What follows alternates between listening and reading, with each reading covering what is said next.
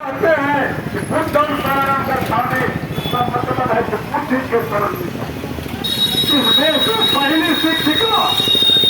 आदरणीय सावित्रीबाई फूले हुई शिक्षा का ही देश था कि पहली महिला हमारे समाज से सावित्रीबाई फूले आई तो पूरे देश में नारी शिक्षा को प्रदान कर। यही गरीबों के मसीहा सामाजिक न्याय के अगुआ लालू जी कहते हैं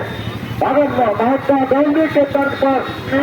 आजादी के करो या मरो का नारा दिया, वैसे लालू जी ने कहा पढ़ो और करो।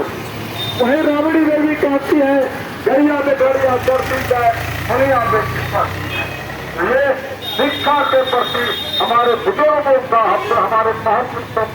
अपने लोगों को जागरूक करने का ये मंत्र रहता है। और इसका सबसे बड़ा उदाहरण है कि आजादी के बाद जब देश के प्रधानमंत्री नेहरू जी चाइना गए तो उन्होंने चाइना के राष्ट्रपति और प्रधानमंत्री से कहा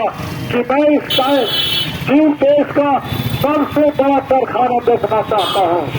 और यहाँ के राष्ट्रपति और प्रधानमंत्री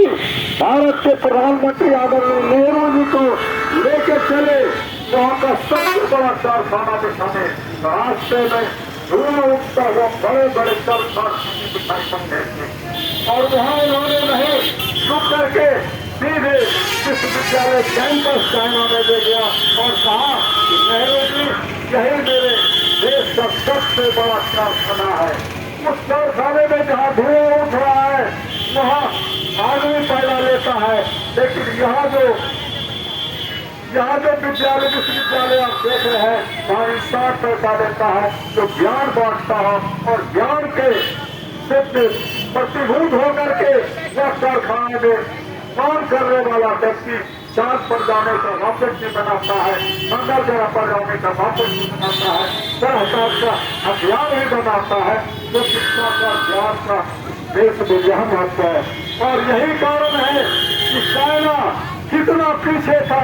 आज अमेरिका रूस की बराबरी कर रहा है, अमेरिका को टक्कर दे रहा है और बहुत सारे चीजों में अमेरिका से भी आगे बढ़ रहा है। तो शिक्षा का वह महत्व होता है। इसलिए मुंगेर विश्वविद्यालय की निर्माण होती देवी कुमार सिंह बैठ करके नवागढ़ी के लोगों को शिक्षा की आजादी दिलाने की शिक्षा में नरेंद्र भाई आपको यह जानकर भी आश्चर्य होगा कि जिस समय हमारी सरकार थी हम शिक्षा समिति के नंबर से पूरे जिला में वंचितों के दरवाजे पर हमने शिक्षा का दीप जलाने का काम किया और 390 विद्यालय दलित बस्तियों में पिछड़े के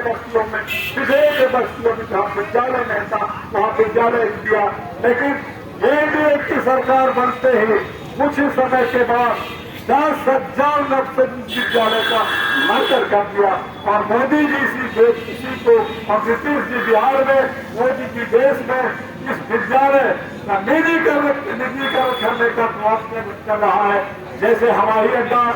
हवाई कारखाना कल कारखाना निजी सेक्टर में दे रहा है, वैसे मोदी सरकार विश्वविद्यालय अच्छे कॉलेज निजी सेक्टर में दे रहा है।